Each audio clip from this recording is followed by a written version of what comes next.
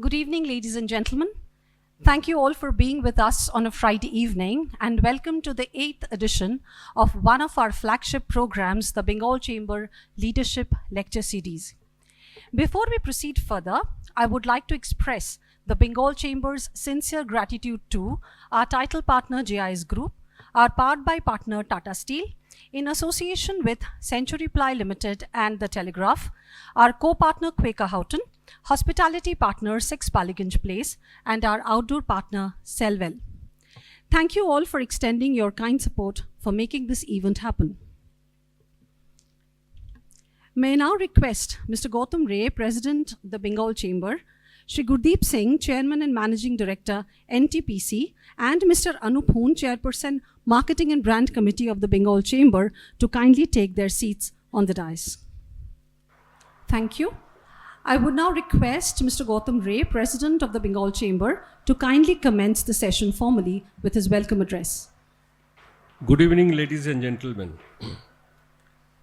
It's my pleasure to honor to welcome you all today at the 8th edition of Bengal Chamber Lecture Leadership Series and for igniting minds in the honor of Sardar Jodh Singh.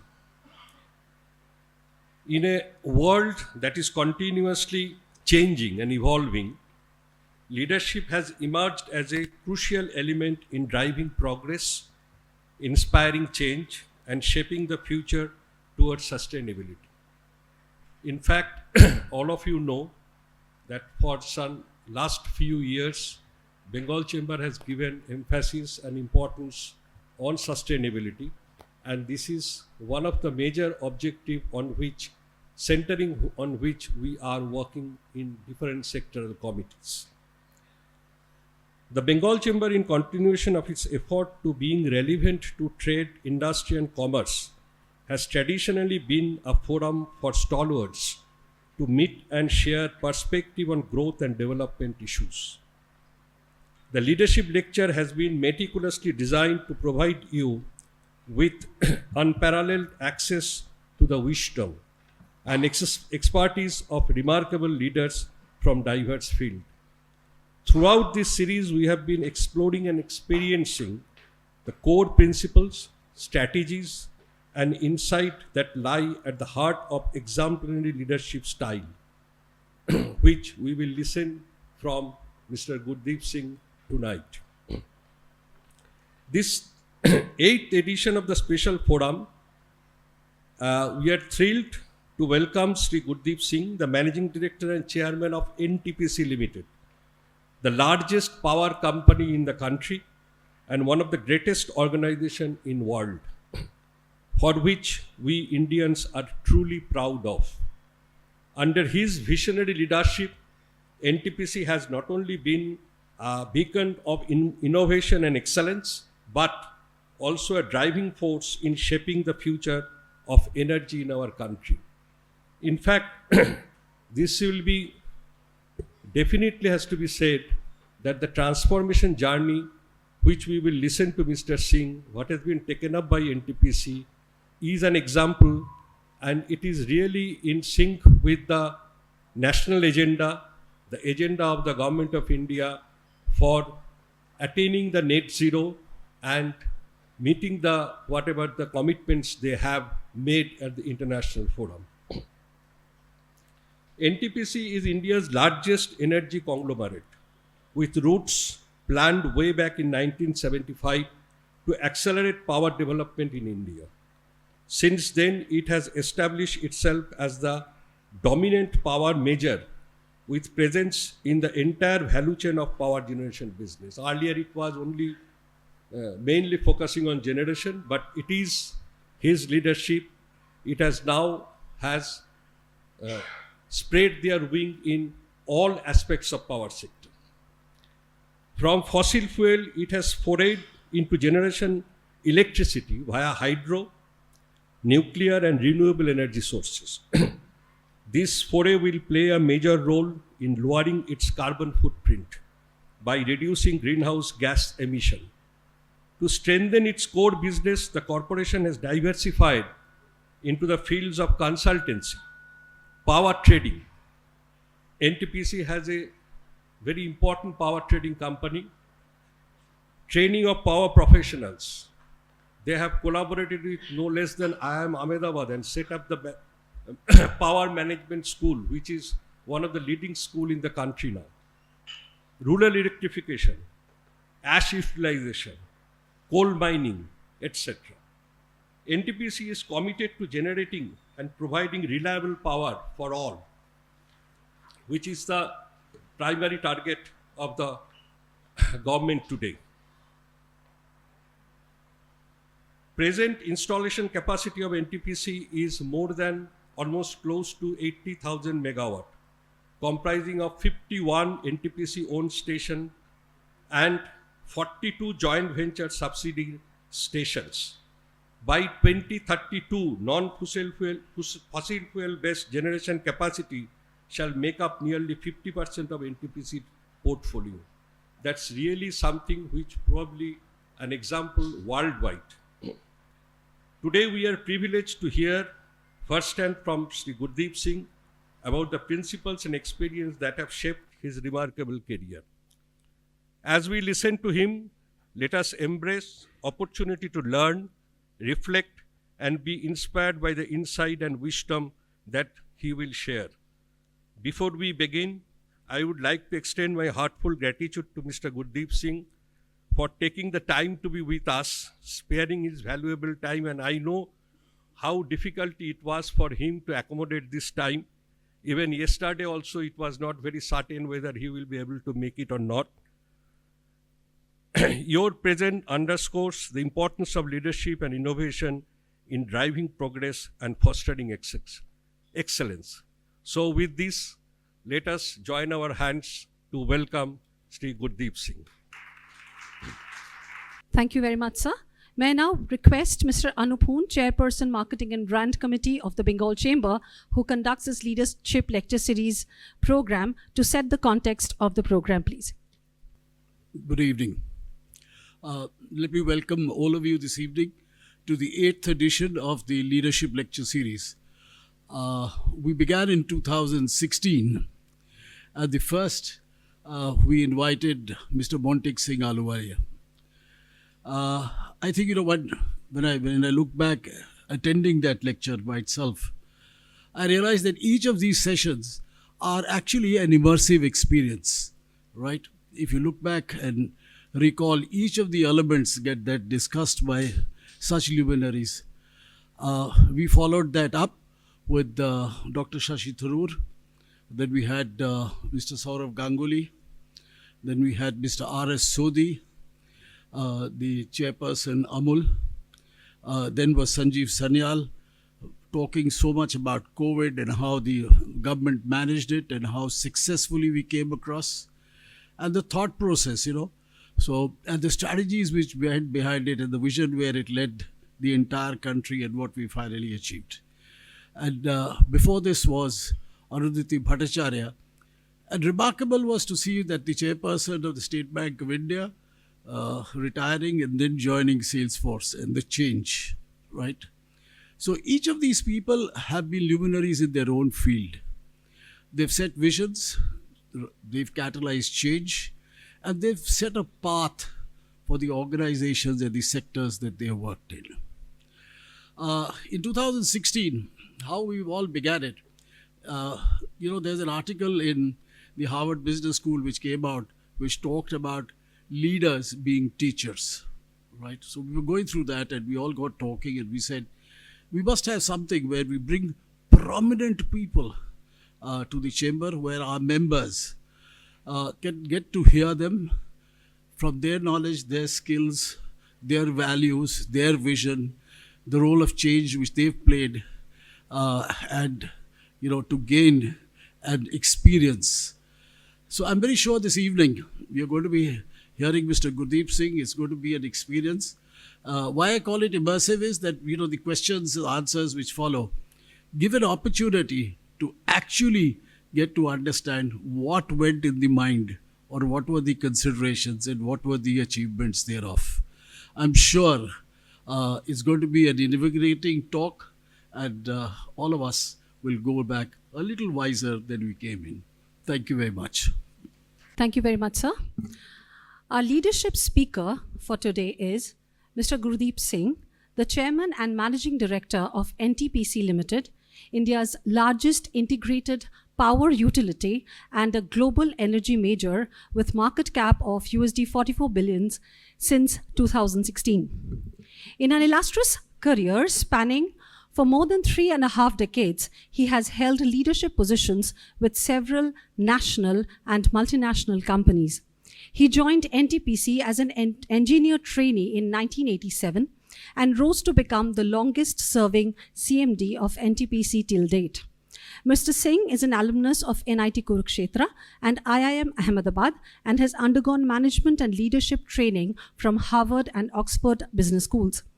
An accomplished business leader with expertise in building and managing businesses across the power sector value chain, Mr. Singh is leading NTPC's transformational journey in a sustainable, integrated energy company.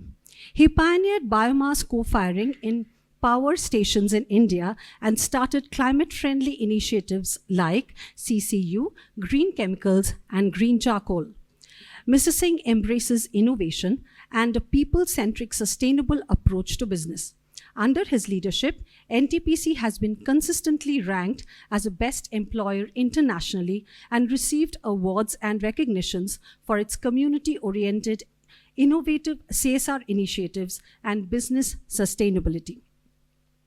Mr. Singh's pioneering efforts in leading India's clean energy transition have earned him global acclaim, including the S&P Platts Global CEO of the Year Award and Scope Eminence Award. And it is a great delight to announce that this year also he has been shortlisted for the same award, but the final results are awaited.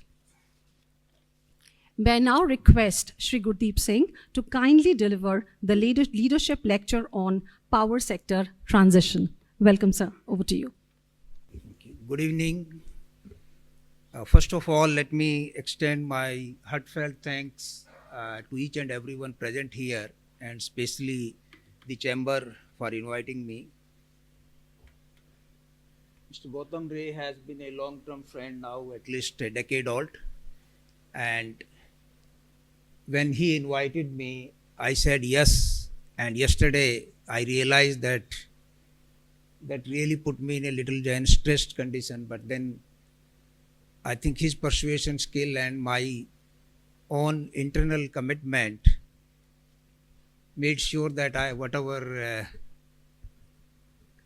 the troubles we have to take to be here, it is worth.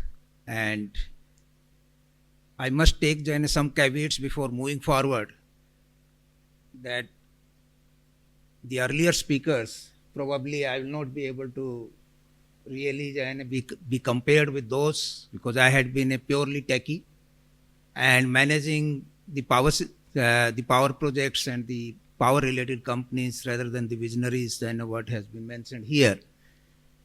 But what I'll try to do is that we'll try to throw some light on the power sector, the energy sector, the transition, the sustainability, what it has been pointed out. Mr. Gautam Ray, again, I think he has mentioned many things. I'm not sure whether he has made my job easier or more difficult, because most of the things he has been covering in that. And I realize that I am standing here in this heritage and iconic building, and in the city which was, we can consider that was the first one to get the electricity. So who will be knowing better than this city about the electricity transition, how it has happened over a period of time? And let me also add that I had the opportunity to be in this city for about a year and tried to know a little bit about the city, which is quite a vibrant city itself, but people say they're laid back, but I would say the other way, because people really enjoy their time rather than only rushing from one place to the other.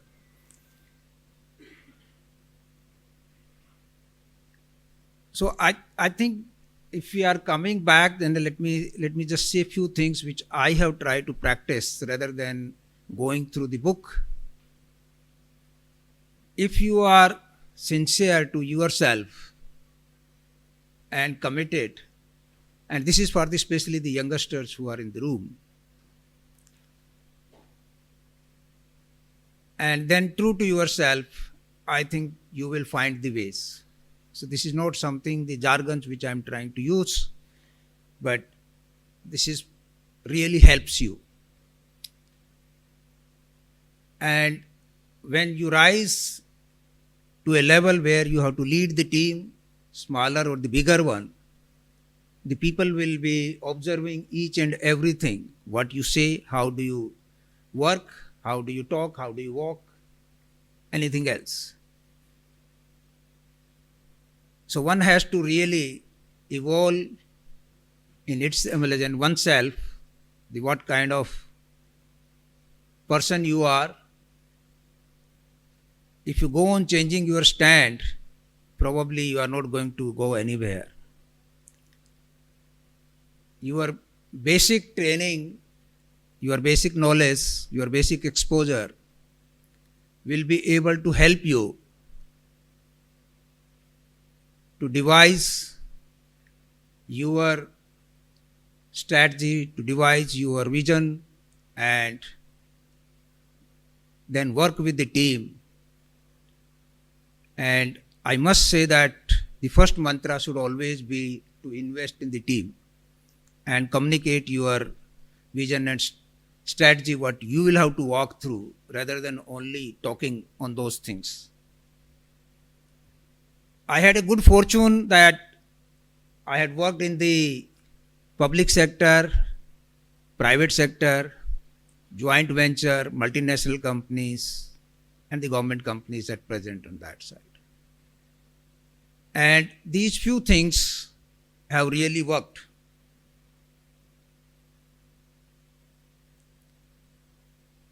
Most of the things you can go through the books and try to go on enumerating.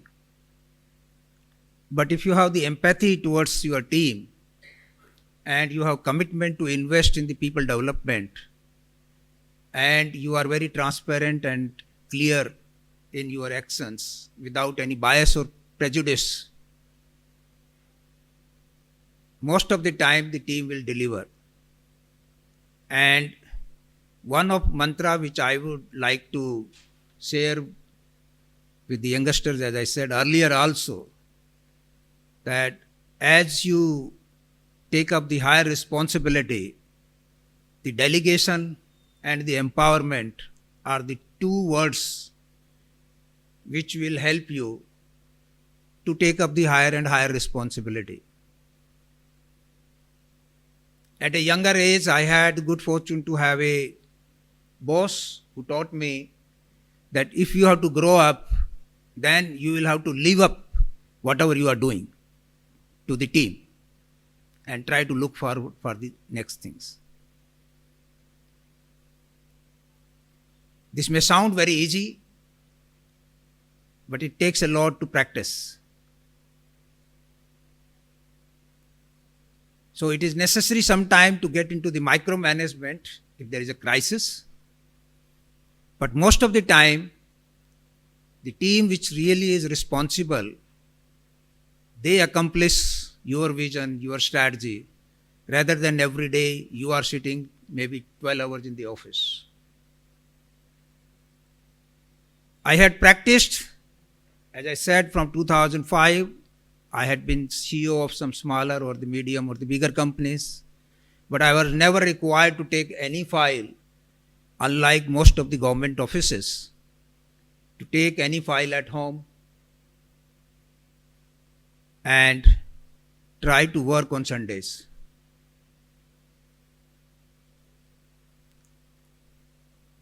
And the people who work with you will watch each and everything.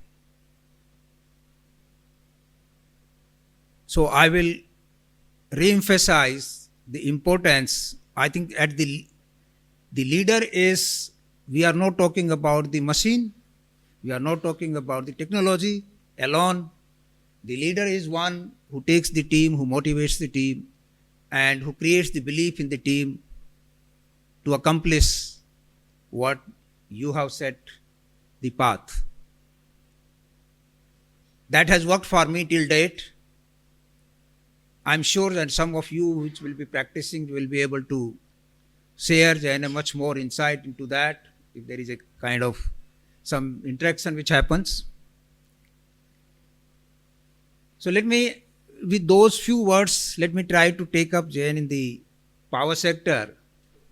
So as I just mentioned that in the beginning itself, that this is the city where the electricity almost came in 19th century. The transition has been kind of the continuous journey, and now also it is there. There has been a saying that when the first oil well was dug, the whales celebrated. I think some of you would have heard that statement. Why that saying came out? Because earlier the whale oil was being used for lighting up the palaces or the bigger houses, because that was not creating smoke or something like that, like the usual wood or kind of other oil. There was a Nobel Prize for the plastic, and today we are just talking about some of the difficulties or the menace for those things. So at one point of time, there may be, this is the greatest one, but over a period of time, it may change. So we should never be in a situation that this is the ultimate. I think the technology has immense potential to go on evolving, and that is the reason there has been the transition. Steam engine has been the one of the, I think, path-breaking innovation or the innovation which has helped.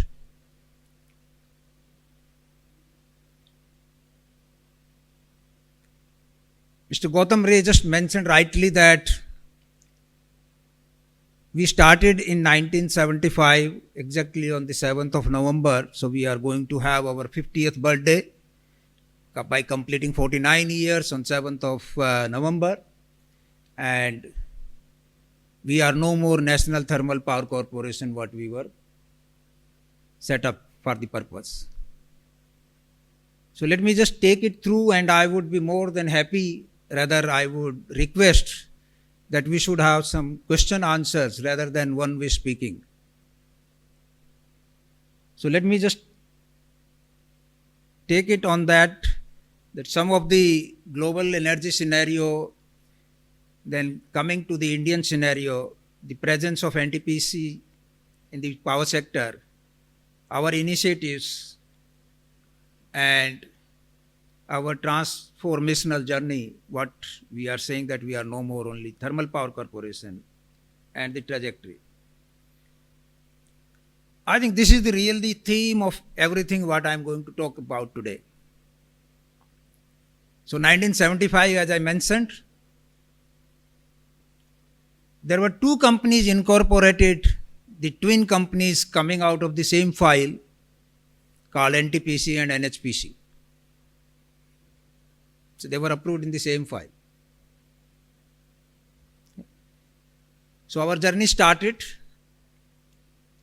and I think our first CMD, Dr. D.V. Kapoor, who is around 96 at present, and we are very fortunate to have interaction even today with him. So he was the one who really set up the systems, procedures, which we had been maintaining or improving as the time goes on. So I will dwell into this right-hand side, which is, there are many more circles into that. So on the global scenario, the primary energy is, if you are converting into the kilowatt hour or the billion units, primary energy means coal, oil, gas, electricity, renewable, whatever it is there, is approximately 172 trillion units.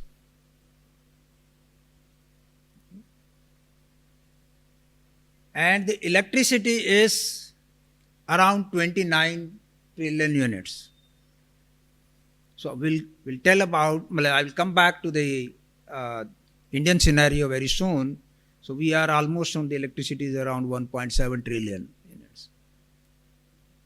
The installed capacity worldwide is 8,700 odd gigawatt.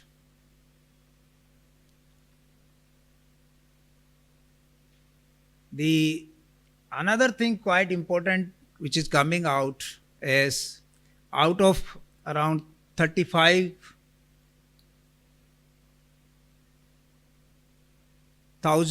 million ton of CO2, the power sector is around 14,000. So which is almost around 40%. And that is the reason that whosoever talks about the transition or the climate change or sustainability, the power sector is the first one which is being considered. So now what is happening worldwide again, that if you see that how from 2014 onwards, the share of installed capacity for the non-fossil is increasing and the fossil is, the percentage share is coming down. The generation share is still, I think at a slower pace it is coming down, but still coming down. If you compare 23 figures vis-a-vis 22, the growth is only in few countries.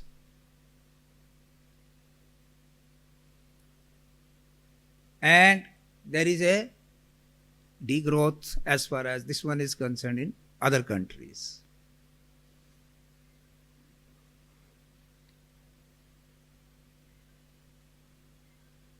So we come back to Indian scenario. We have the total capacity of around 448 gigawatt or 4,48,000 megawatt. Coal stands at about 211. There is a lignite portion, small portion of around 7 gigawatt. And then there is a gas which is almost stagnant for the more than almost 2 decades now at 25 gigawatt because of the non-availability of sufficient domestic gas and the prices of the gas becoming very high.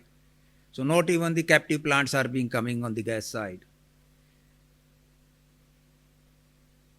And then the rest is about the non-fossil. On the nuclear side, we are around 8 gigawatt. By 2030, it's expected that we will be reaching to around 17 because there are the projects which are under construction. So, if we, the bottom one on the left hand side, what is being covered is from the Niti Aayog. On the energy demand side, even in 2070, there will be some portion of the coal energy in the basket even in the net zero scenario, because that is the reason it is a net zero, it's not absolute zero everywhere. So today we are almost 56% on the primary energy side, and this figure of 28, we have taken it from the literature what is available. Likely that it may be a little less than that, but it's not going to be coming to zero. The projections are quite promising, because if you look at our energy demand, especially the power demand, is increasing at a very healthy sign, which is around Last year it was almost close to double digit. This year we are quite fortunate to have a very good monsoon, and the Q2 has been almost no increase, but if you see the first quarter, it was almost similar one. So the good monsoon now is always good for everything. But the growth projections, what are there? So it is one of the sector which will be growing very fast. So there are immense opportunities in the sector. The concern which has started coming is now is about the peak, to manage the peak demand, and at the same time during the off-peak demand. Because of the renewables, I think this is one of the really major issue, and this is becoming the part of the sustainability also. So unless the storage capacity really comes, which is affordable, which is viable, we are going to have some difficult times as a power sector personals, and especially the grid managers will find it quite a challenging task. And if you see these projections, as we all know that by 2030, the target for the non-fossil power generation is around 500 gigawatt. As of today, we are almost around 197, rather 200 plus if you take the total non-fossil. So we have to add even almost 1.5 times the capacity what we have installed till now.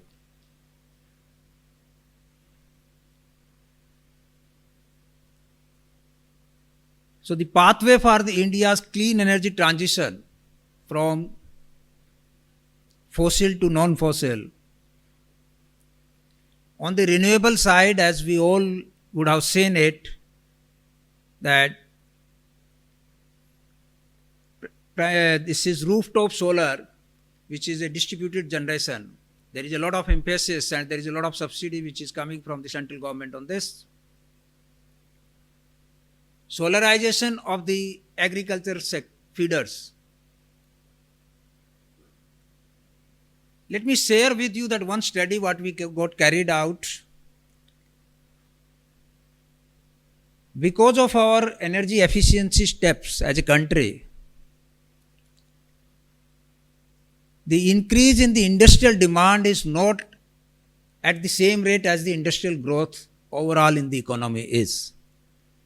And that is a very good news. Similar thing is in the case of commercial sector. And agriculture consumption is more or less getting stable. And with the agriculture feeder solarization, it will start coming down, which is the best news for anyone in the power sector, because that is a subsidized sector. The next comes is the domestic, and there is a complete surge in the domestic sector, and that too also for the peak. There are some states where the peak has gone more than 20% year on year. And the air conditioning load, the other things are becoming the factors which need to be taken into account while planning and executing the strategies. Green hydrogen is the fuel for the future, but as of today, I think the cost is quite high, and we can take it that hydrogen is almost at the same place where the solar was 1 decade back. That is what our considered opinion is. Energy storage system, this has started picking up quite fast in the last 6 months or so. Whether it is pump storage, whether it is battery, and tomorrow people are saying hydrogen, I think this is going to be one of this. Carbon capture and utilization.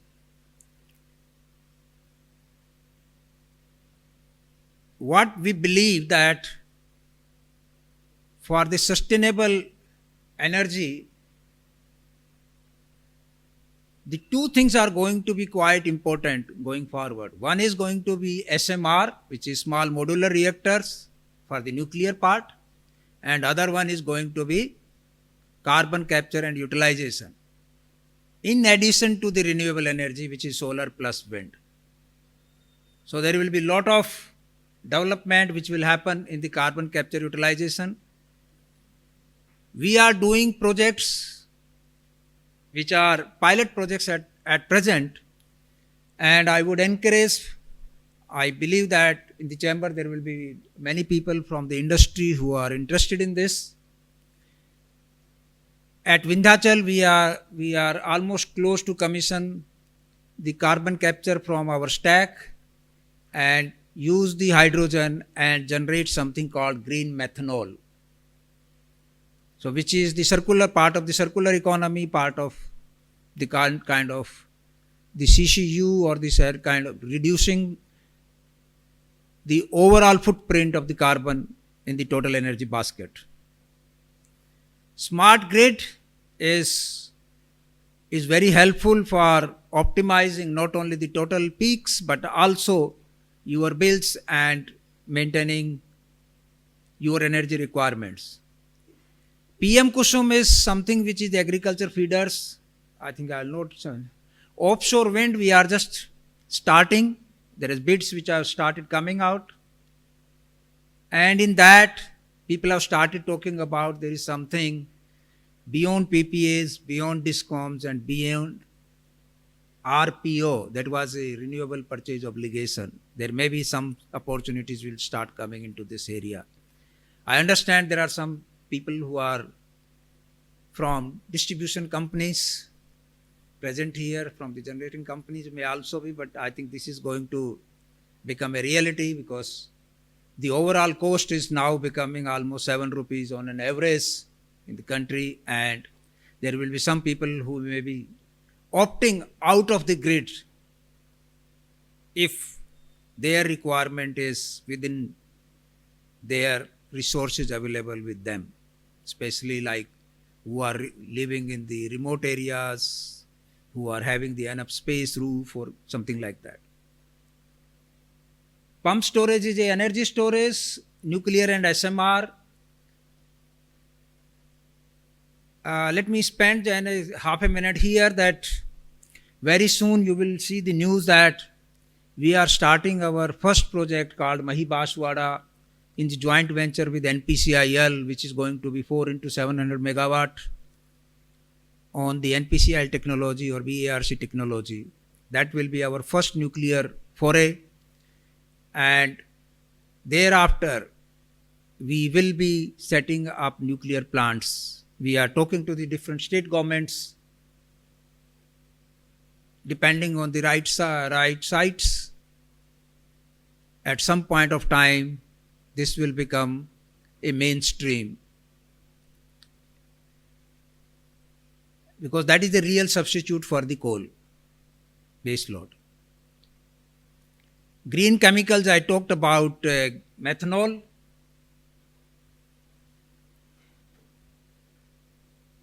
So if we just take, I think, on NTPC sides and how we have really moved. So we were incorporated in 75.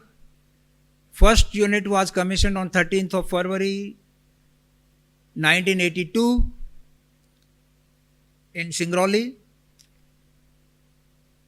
And we must give that credit to each and everyone who were involved in designing, constructing, operating and maintaining that plant, because today also that operates at 100%.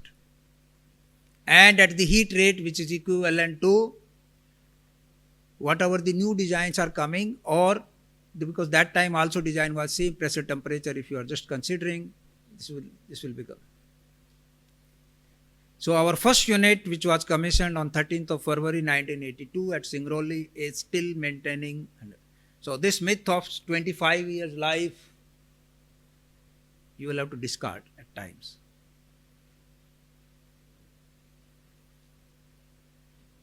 So we were accorded Navratna status in 97. We were listed in 2004.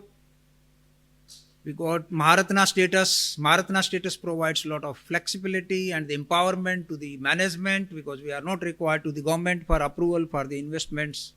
And there is a lot of delegation, and thanks to the government that they have thought of this. Today, I think there are some 12 or 13 Maharatna companies. We were among the first one. We commissioned our first hydro in 2015 at coal dam in Himachal. We started our coal mining in 2017. And today we are producing almost 34 million ton. This year we will be touching around 45 million ton, and we are the third largest coal producer in the country today. As of today, we are generating around 13% of our total requirement, and in next 3 years we should be reaching to almost 25% of the total requirement. And that is a one step which is towards complete Atmanirbharta.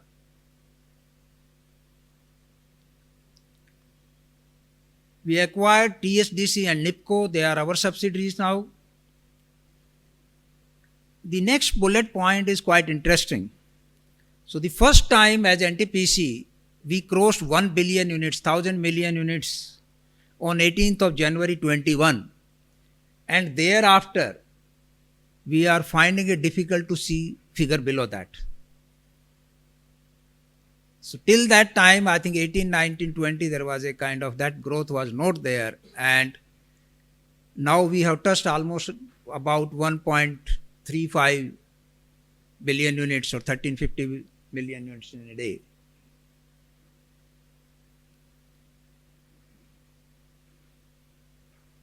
We have floating solar, we started the journey into that, and we have almost 262 megawatt of floating solar, the largest being in Ramgundam, which is around 100 megawatt. If somebody is on that site, please do visit. Very soon we will be putting this floating solar plant in the DVC reservoirs in the joint venture. The work is already started. We have introduced something, the concept called air-cooled condenser in India, at least to say, because it was earlier than present worldwide. This reduces the water consumption for the coal-based plants to almost 1/4. Just for the general information, you require in the coal-based power plant approximately 3 liters of water for each unit what you generate, which is huge. I think one of the biggest consumer of the water in the industry side. So if you are having something on the coastal plant, that is a separate issue because you can use the seawater. But if you are on the near to the mine or in the mainland, I think this is a big one. So little bit correction, Gautamda. We are yet to cross 80 gigawatt. We are at present, as of today, it is 76.294 gigawatt. But every day we are adding some capacity because this is solar is coming in the phases, and there are about 9.5 gigawatt of the coal based which is under construction, and we are starting another 17 gigawatt on the coal side. So all put together 21 gigawatt under construction. Coal mining capacity when we will be reaching, I think that's as I just mentioned. We have 26 companies under group company of NTPC, including TSDC, NIPCO, NVVNL were the trading company what was being talked about. So we have around 18,000 permanent employee, but I think we employ more than, indirectly we employ more than lakh persons every day. So I think this is probably not carrying any kind of exact impression. On a digital, I think we had been among, at least in the PSUs, we had been the first one to go for this.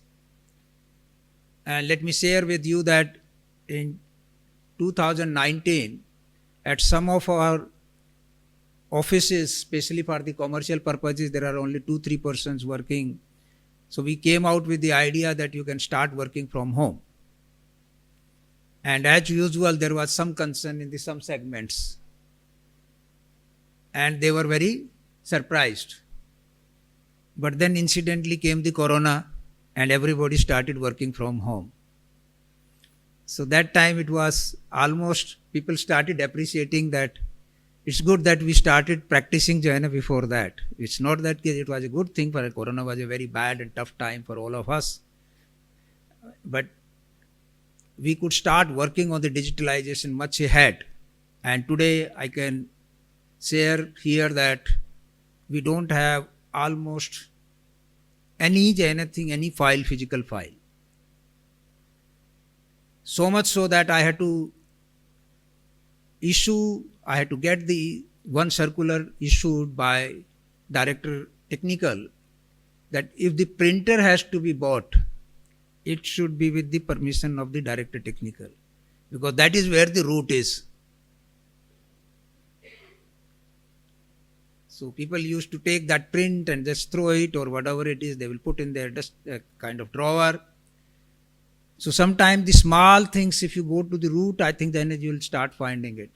And today, each and every employee really appreciates what we are doing, whether it is recruitment, whether it is procurement, starting from indent to the receipt of the material, recruitment from the advertisement to the selection and joining of the person, and thereafter training.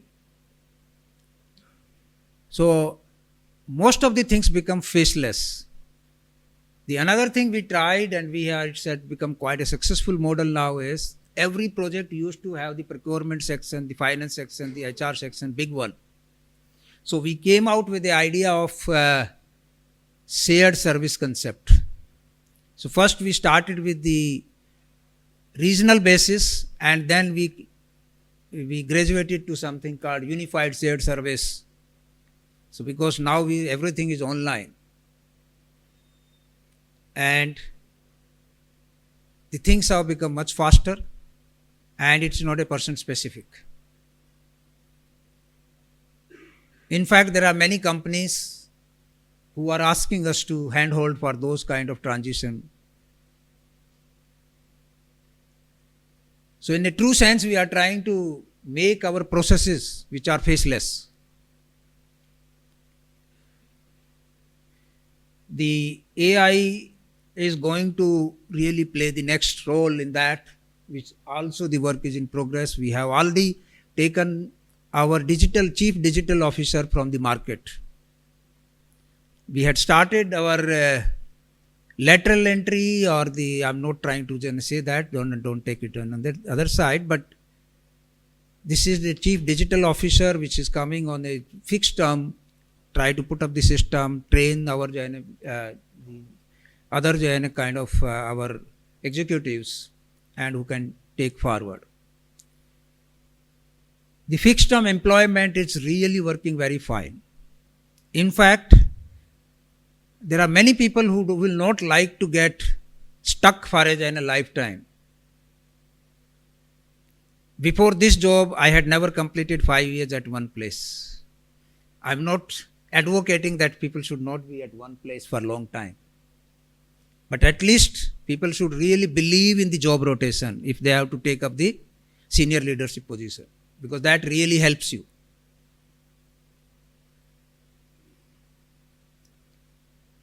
So now coming back to some of the figures, we have the 17% of the total installed capacity. Till date, in this financial year, we have contributed to 27% of the energy out of 17% of the capacity. If you see on the thermal side, we are almost around 62 gigawatt out of 211 or 218. Our main emphasis is that how we can provide uninterrupted, affordable, reliable power supply, whether it is from the fossil fuel or whether it is from the renewable, but with very clear vision that over a period of time, we have to add more on renewable side than on the coal side. By 2030, we should be around 60%, 40%, 60% fossil, 40% non-fossil. On the PLF side, we had been maintaining almost double-digit difference between the national average and the NTPC average.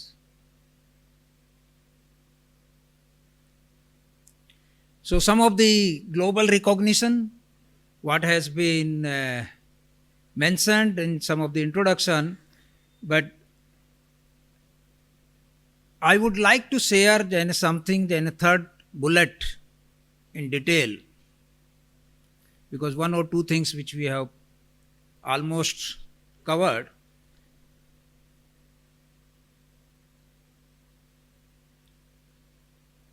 The last but one, where there is one is written. We were the company where the projects were being given by the government or by the states used to come to even our offices and said that we please have a power plant in our state. And when the renewable started, we could foresee that the things are changing. We had never, when I'm saying we means our team, that we can participate in the bids, competitive bids. And the day we decided that let's work on that, so within 6 months of that, we became as one of the prominent player who was bidding in the renewable energy bids, and we were winning at least around 40% of the bids we participated. Earlier, some of the private players, they used to say that public sectors are only on the cost plus, and when the projects are given, the same people, don't quote me on this, but this is a fact which I am sharing. Some of the developers went to the government and said, please stop them because we are finding it difficult to compete with them. This is a clear testimony that the people in the public sector are equally competent, if not more, provided they are given the freedom and they are given some kind of free hand. And today, I think now it has become completely a normal business that if there is any bid, we will be there. And by seeing at us, other public sectors have also started. So this is a fundamental change which has happened in the mindset.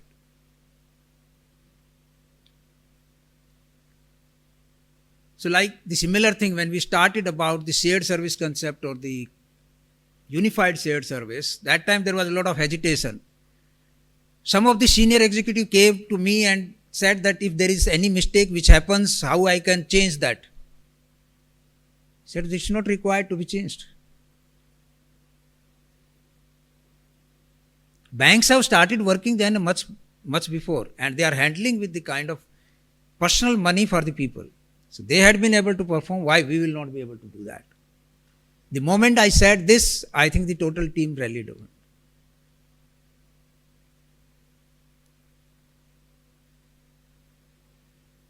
Circular economy.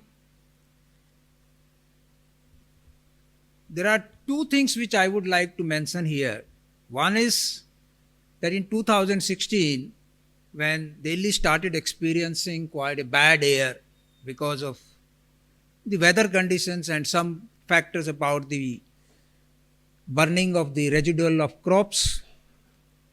So that time we started coming out that let's find some solution that we can take up this farm residue and we can burn this in boiler, which will reduce the carbon footprints because this is considered as a renewable, because the biomass is considered as a renewable, which is, it's not a fossil fuel anyway. And we were the company which came out with our procedures and we established that practice and then started hand-holding the others. Today, I can share here that our NCR plants, Dadri and Jhajjar, they are blending almost around 500 to 600 ton of the biomass which is coming in the pellets every day, and that has become a good source for the farmers' income. But more than that, it really helps us also to bring down our carbon footprints. So today we are around 0.8 kilogram per unit. We intend to take it down to almost 0.7 by 2030 and then further bringing it down. Worldwide it is around 430. The plant where Mr. Bhomik, who had been my senior manager when I used to work, it's no more functional, otherwise that would have been the first one, sir.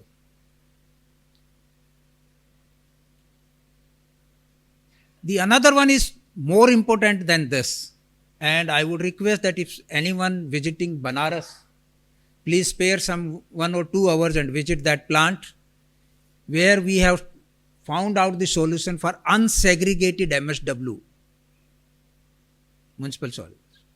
And we are converting that into something called green charcoal. And that is mixed with the coal and being fired in the power station. So this is also, in addition to the biomass, this is also considered as green. So let us assume that down the line, after 3 years, we will be able to use 10% of this in our power plants. That means 10% of my capacity is a green capacity and the energy is a green energy. So out of this 62,000, which is today, which is going to be almost 85, we will be converting this in almost 8.5 gigawatt into a green energy by these measures. And over and above that, if there is carbon capture and recycling of that happens, I think this will go in a long way. Already we are talking to the different international players, especially marine industry, that they are interested in this green methanol. But more importantly, we are also started working on whether if it can be this carbon capture, along with the hydrogen, if it can be converted to sustainable aviation fuel, which is already the project is being taken up in Lara at present, which is in Chhattisgarh. CCU plant at Vindhyachal, I mentioned, FGDs we have almost installed in most of the plants or either work is going on. And as I said, Mr. Bhomik, when he was there in Badarpur, we know that what situation about the ash pond, but today, sir, I will invite you, Janet, to visit that. It is a beautiful eco park which is in 880 acres and this is bigger than the New York Central Park. So if anyone who is, even then if in the plane, you will start noticing that. Incidentally, that event is now being captured by the real estate developer. They have started advertising in that name, facing Eco Park, which is going to be a lung for that part of Delhi. We have decommissioned 1900 megawatt of the old technology, not because of the only age, but that was something which was inefficient by design. CSR, we keep spending almost huge money on that, and our flagship program, in addition to the other health, education, drinking water, etc., is something called, we call it GEM, which is Girl Empowerment Mission, and we have helped at least 10,000 girls who became our guests at our power stations for 1 full month. And if you happen to just Google, you will find there are some uploaded Jain films. The day they come, I think they are in a kind of tears and they don't want to, but after a month they don't want to go back. So this is the real transformation what we are observing, and we are trying to see that how we will be able to help them more. The condition what we have kept in this one is that they should be from the government school 5th standard pass.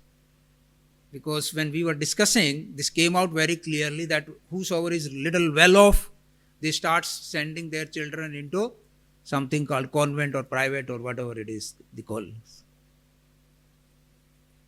So that was another very simple tactic on that. Let me spend about a minute or two on this human resources.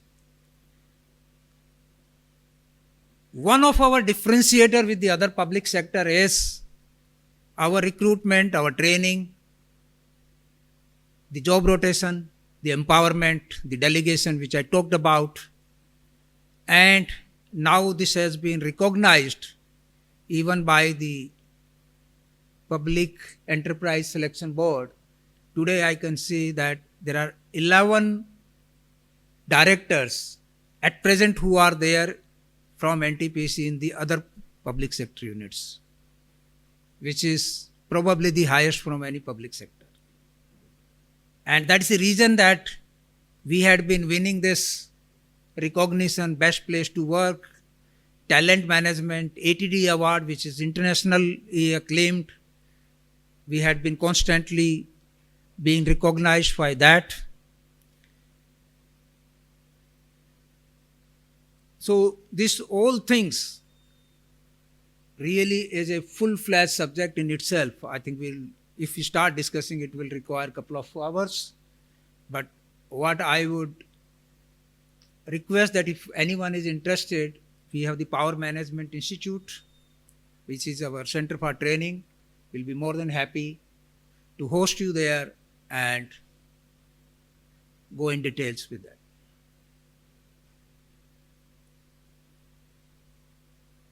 On the growth trajectory, we intend to become at least 132 gigawatt by 2032. That's what our stated strategy is. But I have full confidence that we will be more than that, because if you start looking at our renewable itself is going to be crossing the 60 gigawatt what is we have planned or we have declared at that point of time when we were making this strategy. So apart from that usual thing about reliable and affordable, cleaner, greener power, on the efficiency side improvement, we are focusing now on the C&I consumers. We have the joint ventures with some of the PSUs and some of the private sectors and consumers also, where there is a captive JNA policy which comes around 26% equity. If they are putting, we are more than happy to handhold and provide them the power supply, whatever they want, whether it is completely carbon free or the low carbon or the in general. So I think the total bouquet is there available on that. Digital transformation we just mentioned, there is a complete emphasis on that and work is going on. We believe that we will be able to help the other companies very soon. Going global, we had recently commissioned our first project in Bangladesh, which is called Maitri project. This is 1320 megawatt, which is operational. I hope that we are not going to face bigger problems, but as of now, this is working very smoothly. This is fully commissioned project. We are looking at in the neighborhood as well as something in Africa. On the leadership engine, I just mentioned that it's not only starting from the director or the chairman's level, but the leadership is from the day they join, because the responsibility what they start shouldering maybe on the smaller thing, whether it is on the desk or whether it is area maintenance or the purchase or HR or anything else to the unit, I keep re-emphasizing that our head of the project, which is let's say Vindhyachal is 4,760 megawatt, which is much bigger than many of the private sector companies. The head of the project is like the chief executive officer of that station, because we give that empowerment. So that is the CEO of the smaller companies, and that is one of the reasons that we are not facing any problem for the succession planning on that side.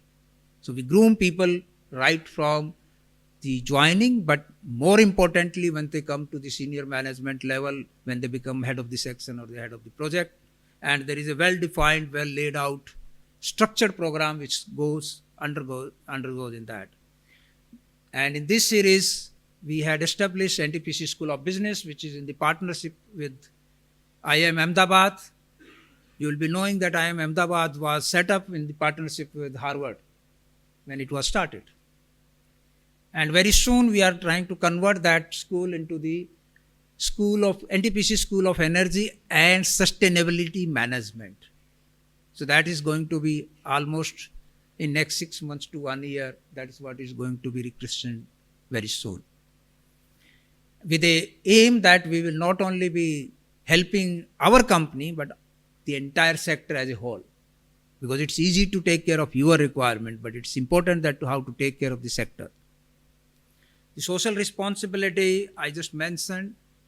And let me come back now, this what we started, that how it started in 75, what we did in 15, we became with the hydro project. We started consultancy in that time, which is available to private and the government both. In 2020, we started our coal mining, our renewables. We went global when we started our project, and we started with the inorganic growth also that time by acquiring some of the projects. So as of today, we are in many things. The notably which I would like to mention here is C&I consumers I mentioned, but the green hydrogen. We are also experimenting that how to reduce the energy requirement for green hydrogen, and our pilot project for the high temperature electrolysis, which requires only about 38 to 39 units of electricity against 55 units in a normal course. Because that energy is already transferred to high temperature, high pressure steam. So that is through the different means. It can be through the solar thermal, it can be through the coal or gas or anything. But high temperature electrolysis, if it is coming, I think this will be also. And the another one is that from the biomass, how to produce the hydrogen, which is also considered to be the green hydrogen, which is again pilot project is going on. So we believe that through this we will be able to help.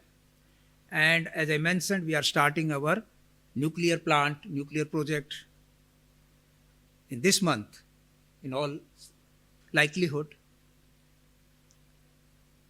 And the scenario for the 2030, and that will be considering that it is going to be, NTPC is going to be a integrated energy company, and on a lighter side, NTPC will be serving the purpose like National Transport, Power and Chemicals rather than National Thermal Power Corporation.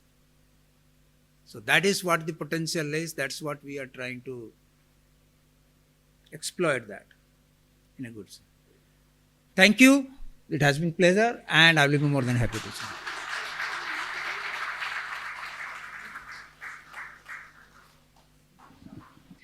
Thank you very much. That was indeed a very, very insightful session, sir. May I now request Mr. Gautam Ray, President, Bengal Chamber, our Chief Patron, Mr. Taranjit Singh, and Mr. Simarpreet Singh, Co-Chair, Education Committee of BCCNDI and Director, JIS, to present him with the Igniting Minds felicitation. I would also request Mr. Arnob Basu, President Designate BCCNDI and Advisory Leader PwC, to join Mr. Hoon, Chairperson Marketing and Brand Committee of the Chamber, on stage.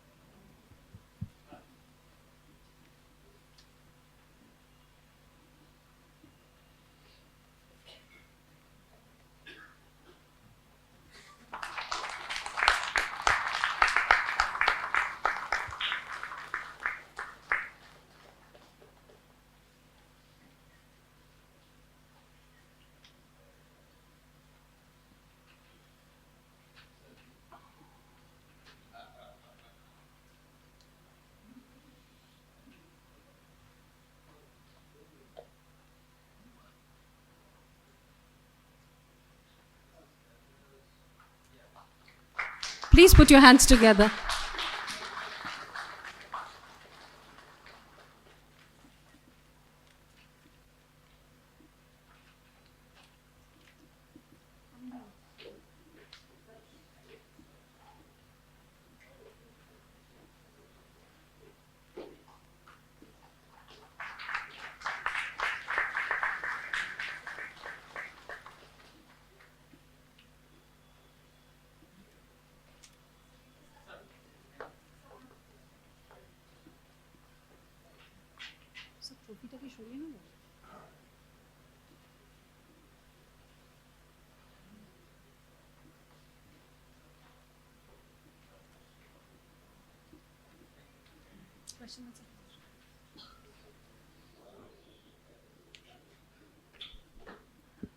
Now for the question answer session, we'll take few questions. So over to you. Yeah.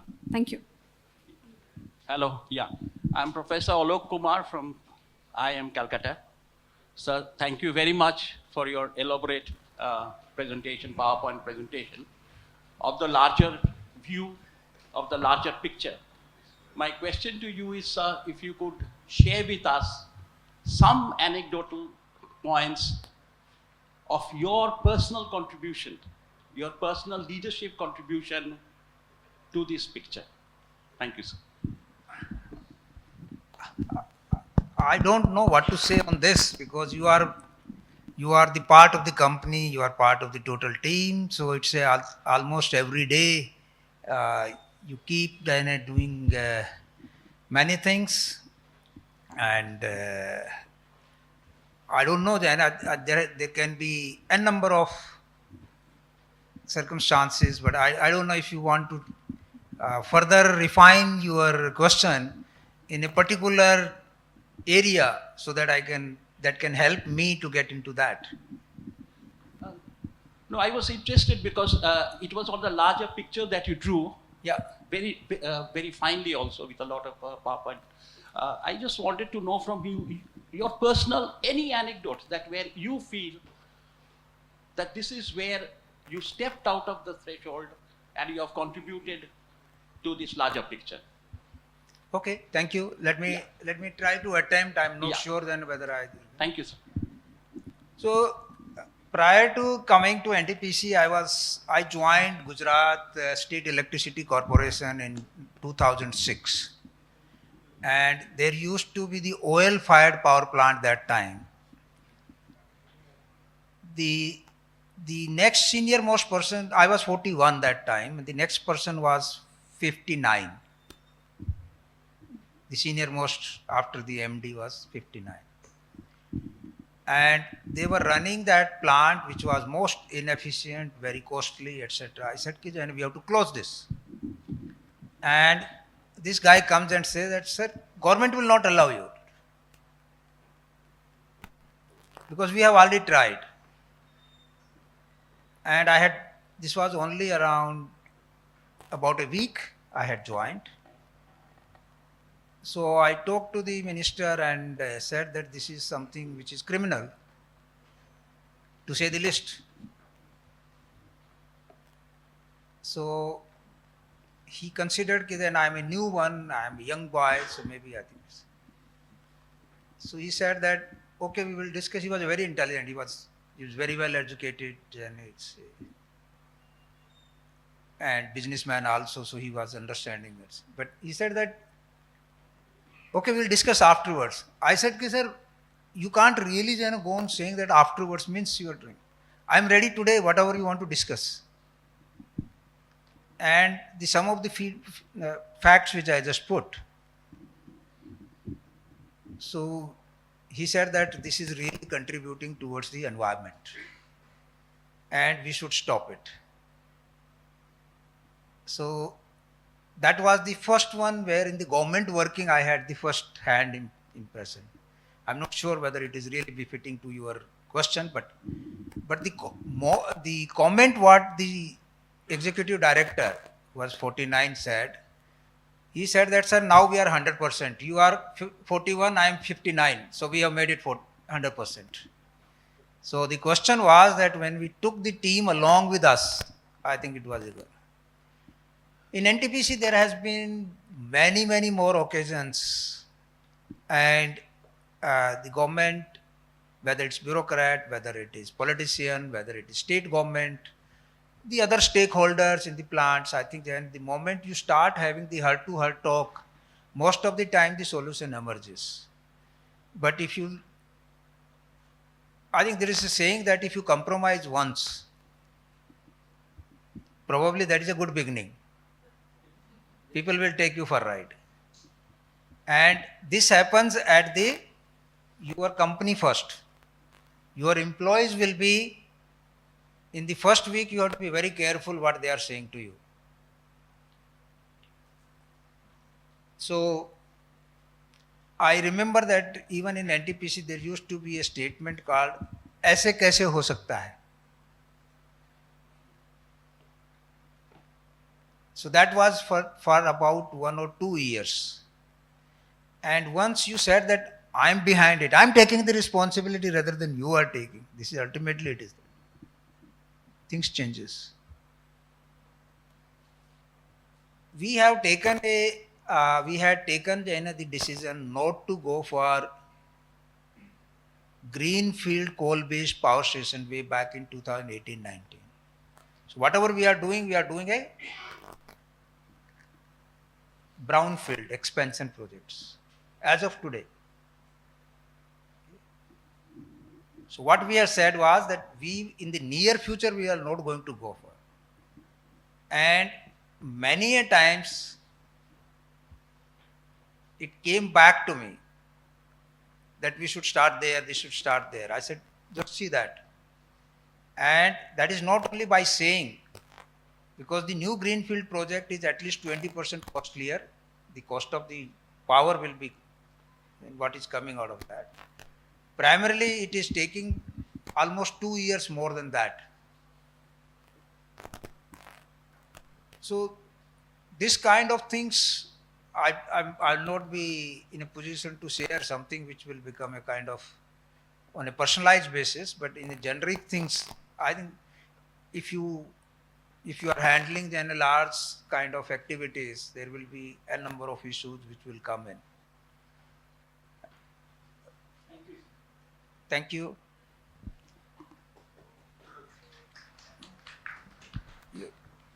We are the just sorry. Yeah. We are which I have not really covered, but we were the first one to issue the green masala bond. We were the first one to go to tap the Japanese market. And we had been raising the capital which is almost closer to the GSEC.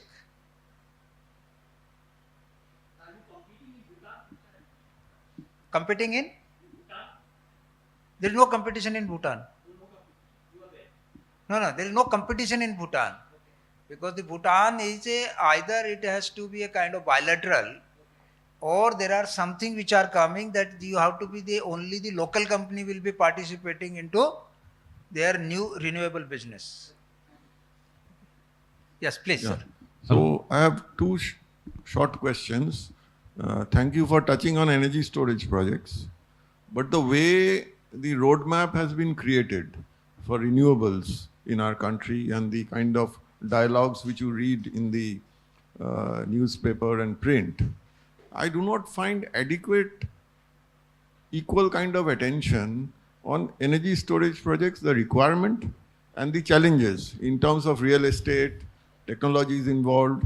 I do not find a clear roadmap for the country up to 2030 or 2070 as to how we are going to go about it. So is there any reason for that? No, I'll respond to that, sir. Very right question. I think very pertinent question. Probably I should have covered in my...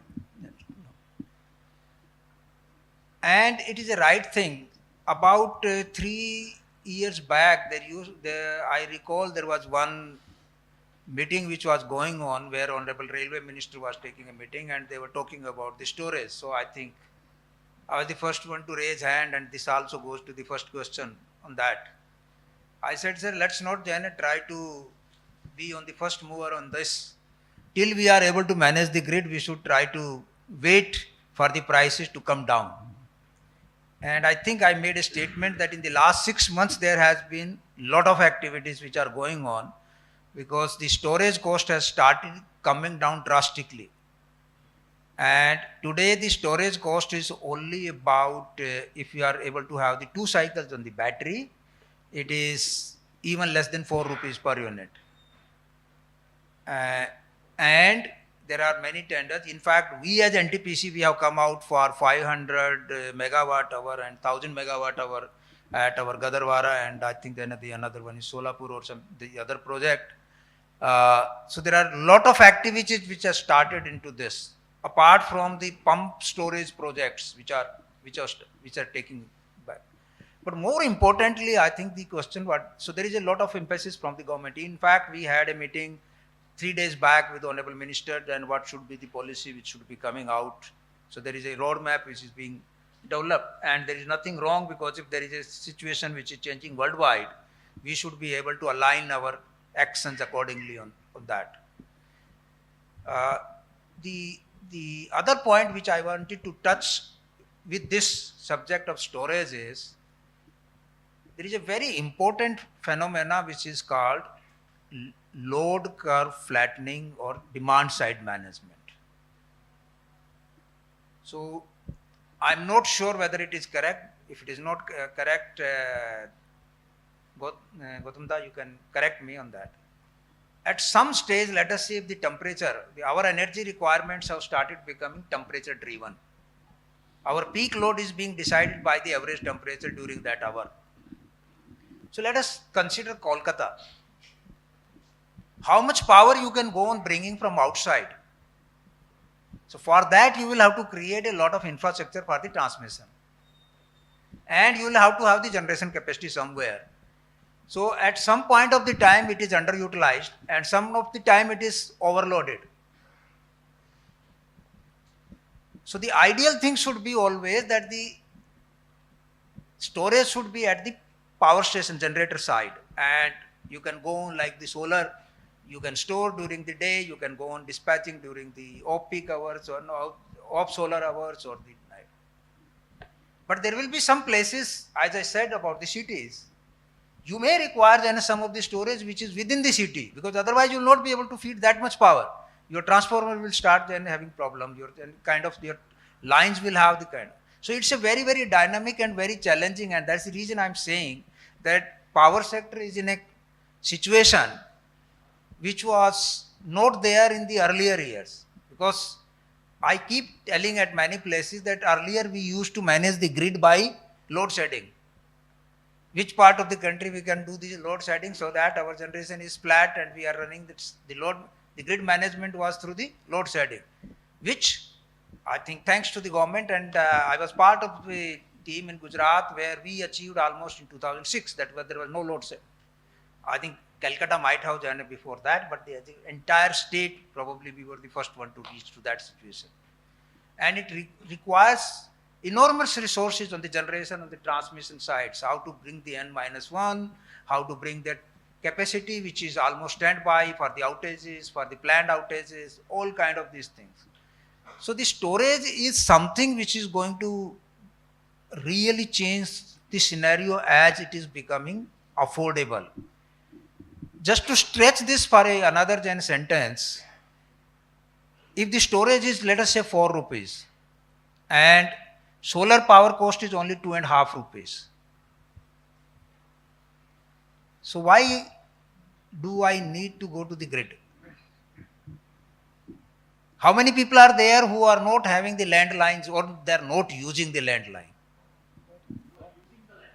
Who are not using the landline? Yeah, in fact, I don't know what is the phone number for my home. No, office I know. Because there is an alternate, which is mobile phone, which you carry always. It's just, so I think the storage is one thing which is going to bring the positive disruption in the sector. Sir, one more question, which is you have talked about floating solar, you talked about offshore wind.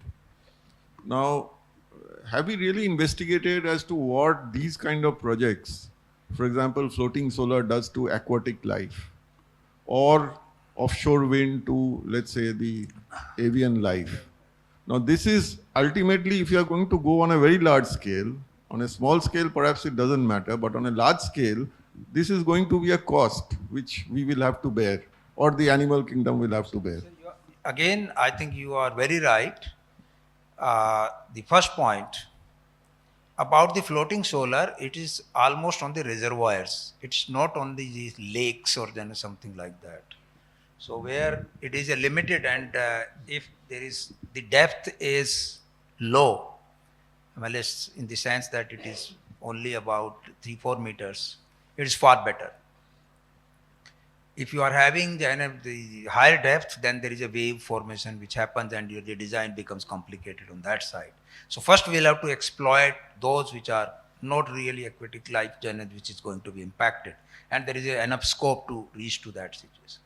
On the wind side, we don't have any kind of offshore. As of today, we are only looking at the two places, which is in the Gujarat coast as well as the Tamil Nadu coast. And it is only 1 gigawatt each. So it's a very small step which is there, but I'm sure that these aspects will start coming when the clearances will come. So Yes, I have ma'am. two questions. Yes, ma'am, you can go ahead.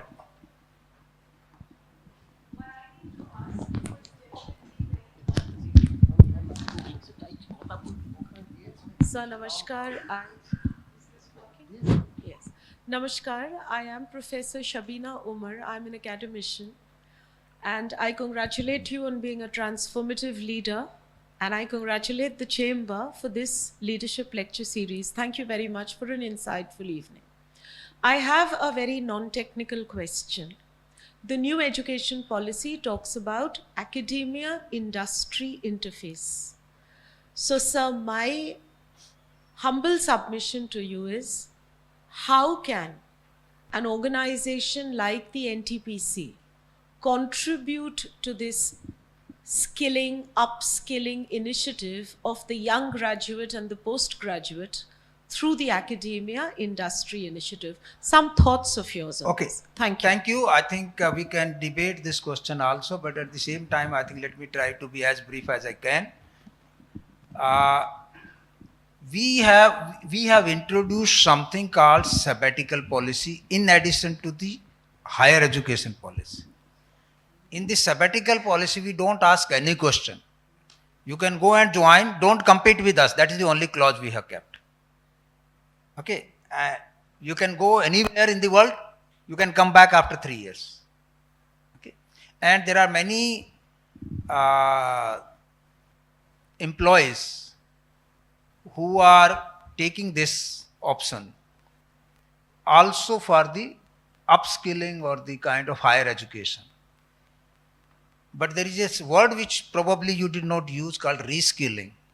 That is equally important. I was not talking about employees. I know. I'm coming that. So this is as far as the company is concerned. So the challenge starts coming in the most of the sectors is that if you are having you trained and in the business what you are doing, skill you are doing, there is some kind of expectation which comes into that. So when we do this need analysis, I just mentioned that we spend huge amount on the CSR and the community development on that. So there is a n number of trainings which are available to the not only to the land hostess, but also the community in general. And this is what is being taken. So we have our power plants which are in remote, they really give the indirect employment to at least the multiple of that what we are having the people in our townships. And we were going to go, but now the government has already has also come out. So we are going to take up a large number of youngsters who will be trained in the different trades. Yes, please. Hello. Last question, because So, Yeah, please. this is Professor Ujjwal Chaudhary. I work for an American university. The question I would take from your statement that by 2030, 10% of your total power production is going to be green. How does it compare? Was that the statement? Did I mention that? 2030, how much percentage did you say? But I don't think I said that. 10%? I only made the statement about the coal that it is 13% today. By Okay. next 3 years, we will be having 25%. So that's So what I said was that by 2030, we intend to have 60% fossil and 40% renewable capacity. great. How So does it compare? I'll come back. So on the energy side, it should be somewhere in between 15 to 25%. Okay, that's much better. Yeah, that's so right. how does it compare with global majors Oh, and cost-wise also? I will like to mention here that global measure, there is no measure on that. The point is there are some Chinese companies which are having even bigger than 90%. There are Korean company which is bigger than 90% Fossil. fossil. Okay. Okay. But the coal side, I think there are only 4 countries which are incremental expansion is happening. That is India, China, Indonesia and South Africa or the African countries. That is what is happening on that. Good. But I don't know whether you have seen some of the news items. Yesterday there was a car maker who has made a statement who had said by 2030 they will be only selling the electric cars. They said we are revising our policy. That means There this is- progress will be slow. Slower than expected. Something has to be sustainable. I think sustainable is the key word here. Okay. And there was another good example about, I think, New Zealand airline, who was the first one to declare this, that our 2030 targets we are revising.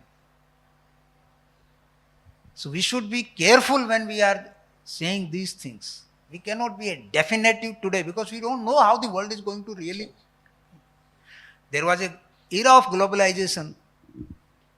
Today there is a lot of protectionism which is coming. You are a professor, you will be knowing far better and you can articulate much better than me. How do you compare the costs at the initial stage when the fossil fuel is still leading and non-fossil is much lower? See, again, I think these things, what is the cost? There is a lot of tax component in case of fossil. Right. Today, if you are saying that some people will say that the renewable is cheaper than the coal, which is not the case because it's not only 24 hours, there is a storage cost which is coming.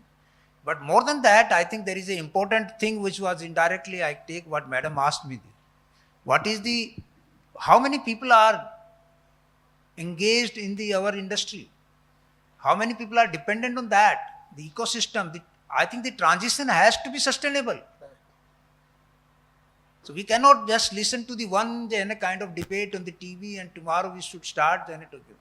Our main responsibility is that you should have the 24/7 reliable, affordable power. Power. Yeah. The profit comes after that. As a state-owned company, my main motive is not only to make profit, which we have crossed almost as a consolidated basis more than 20,000 crore, but at the same time, we are quite mindful that our first responsibility is to make sure that the power is available at an affordable, it has to be clean as much as possible. On this point, do you find a consumption pattern change in households? I did mention that industry, how it is behaving. No, at the domestic level? Domestic level, there is a surge. I think there is a complete chaos in the domestic consumption, if I can say that word. Because everybody is coming from the office and putting all the air conditioners of all the house. May I, sir? So just there is a need, if there is a regulator in the room, there should be a capacity charge and the energy charge should be separated. Because you cannot design your system for 2 hours. Maybe I think he has left the room at present, but I think it was a very important question. If you really require, tomorrow as a generator, if you will start saying that, no, I will also generate only on the constant. If you want to have these usage whenever you want. And let me just take a dipstick test here. How many people know in this room what is the utilization factor of your connection? Anyone can respond to that? जिसका किसी का 10 kilowatt का connection है, किसी का 20 का है. What is the utilization factor of that connection? Please. Activity of 5 kilowatt.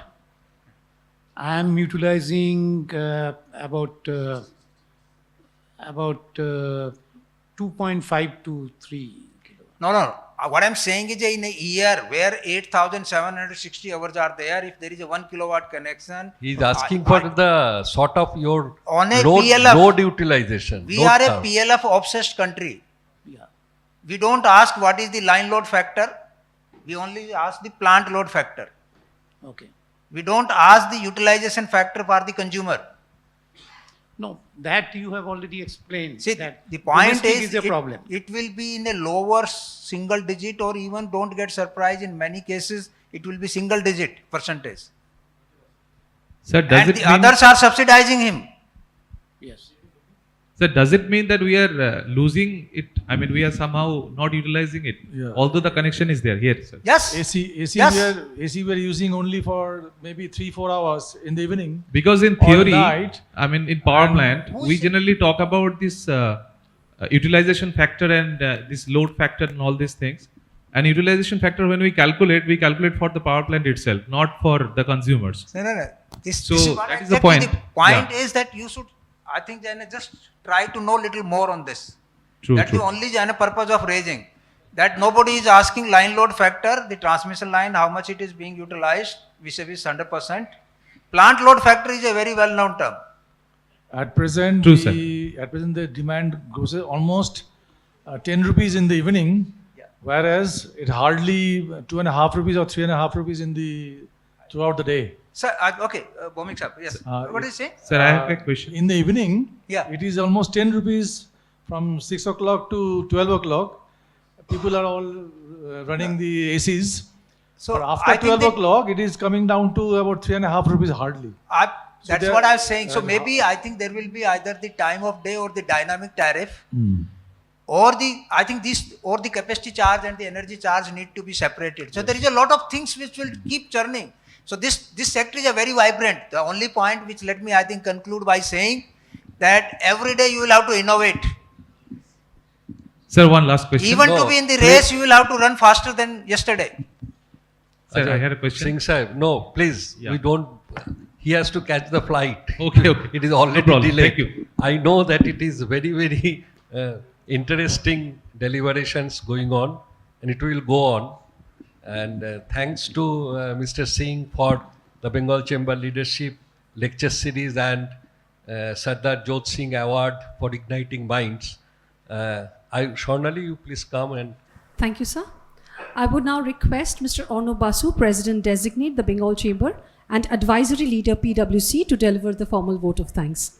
Good evening, ladies and gentlemen.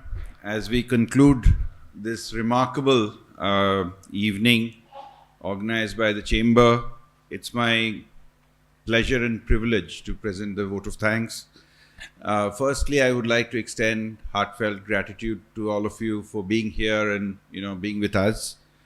We express our sincere thanks to Shri Gurdeep Singh Ji, Chairman and Managing Director of NTPC Group, for taking time to enlighten us with his thoughts, especially around the pathway for India's clean energy transition, as well as the history of NTPC and its growth story, and including interesting topics like floating solar and many others. Before we close, on behalf of the Bengal Chamber and the Marketing and Brand Committee, we extend our gratitude to our partners for their unwavering support. We do have the chief patron and title sponsor, JIS Group, the powered by partner Tata Steel, in association with partner Century Ply and the Telegraph, co-partner Quaker Houghton, hospitality partner Six Ballygunge Place, and outdoor partner Selville Advertising Private Limited. Ladies and gentlemen, this is an annual event of ours, and we really look forward to doing this every year. with inspiring leaders who would come and talk to you about their experience of leadership and their journey. We again thank you for giving us time today, and please, we warmly invite you to join us for the dinner after this. Thank you, Mr. President. Thank you, Gurdeep Singh Ji. Thank you, Mr. Hoon. Ladies and gentlemen, please, can we have a round of applause for Mr. Gurdeep Singh?